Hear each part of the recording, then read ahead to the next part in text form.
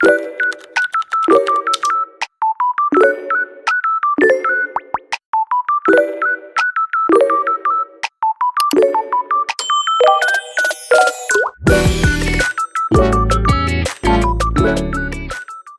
believe really happened on the night of June 8th, 1982.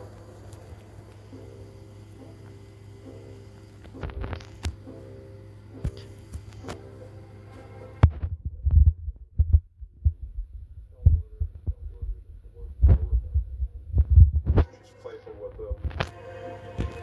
She walks out and she leaves the front door open. Moments after she leaves, the shooter lets himself into the home and heads up the stairs towards Warner's bedroom as he showers. When Warner comes out,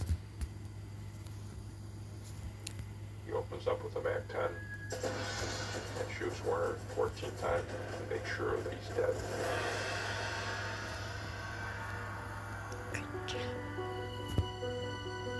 Prosecutors are never able to establish exactly who shot Warner that Deborah Hartman.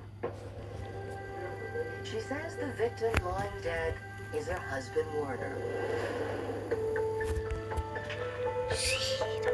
Before questioning further, detectives searched the home for any clues to led this bloodbath. They looked at the front door. They hadn't been forced open. They walked upstairs.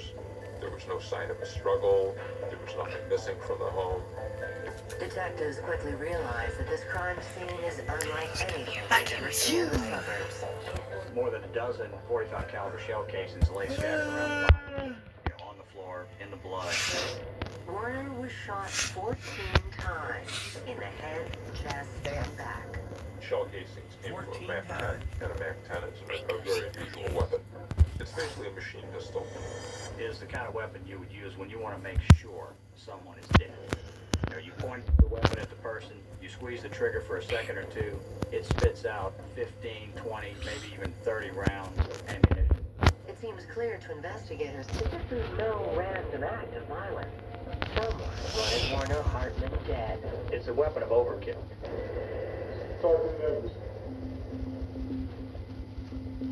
While CSI collects the evidence, police turn to Deborah for some answers. Clearly, the soon-to-be ex-wife is the first person you're going to want to talk to. Deborah explains that she did see Warner that night, but he was alive and well when she left. Where, hon? I've been thinking about it. It was the meeting she had requested earlier. Iron out the details of their divorce. I know we weren't married when you built the business, and I don't want to fight about money anymore. So if you promise to take care of me, I won't fight you for more. Wow. That's something that I never thought I'd hear. She claims the meeting was a peaceful one for once.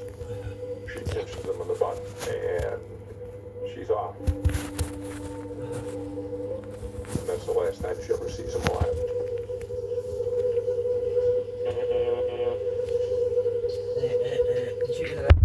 Yeah. As Deborah makes her way back to the city, she stops for a bite to eat. And in a strange coincidence, who happens to be there but Vasi and one of her daughters? Deborah walks in, and Vasi is civil to Debbie. Debbie talks about how they're finally going to go through the divorce, but it's going to be okay because they're all friends. Can I join you guys? Vasi thinks Deborah is trying to extend an olive branch, accepts her invitation to sit together and have dinner. It turns out the women have more in common than they thought. Bond while comparing tales of war without Warner. So they ate and that's dinner, a few drinks, and then Debbie suggested they go to another joint and drink some more. Cheers. Ultimately, they drank the night away. At the end of the night, Deborah offers to bring Warner's daughter back to his house so that an exhausted Vasi can go straight back to the stereo store where she's been staying. Deborah and Warner's daughter make their way into the house and head upstairs. That's when they make a gruesome discovery. Warner's body was laying there, nude, full of bullet holes and bloody, and this was a terrible sight to see.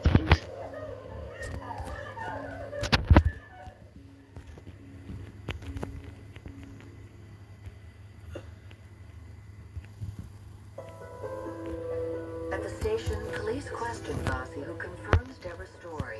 I invited her to join us for dinner. It was a coincidence. Debbie couldn't possibly have been the person that killed him. The time of death happened at a time frame where Debbie was with Eva and Vassy.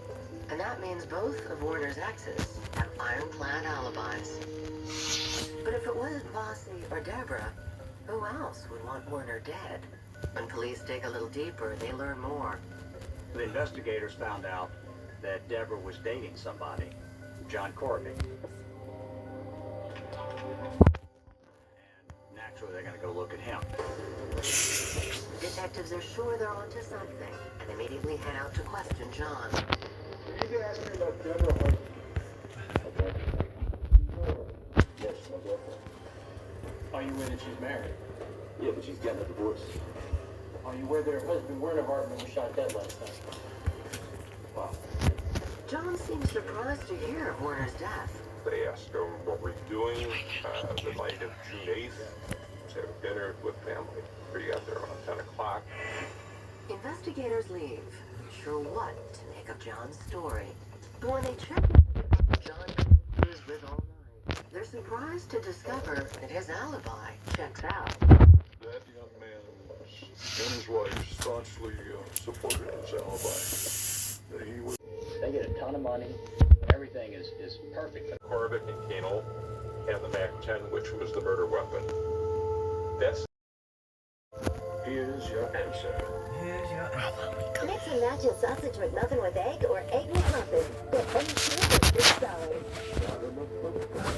At the Subaru A Lot to Love event, we're celebrating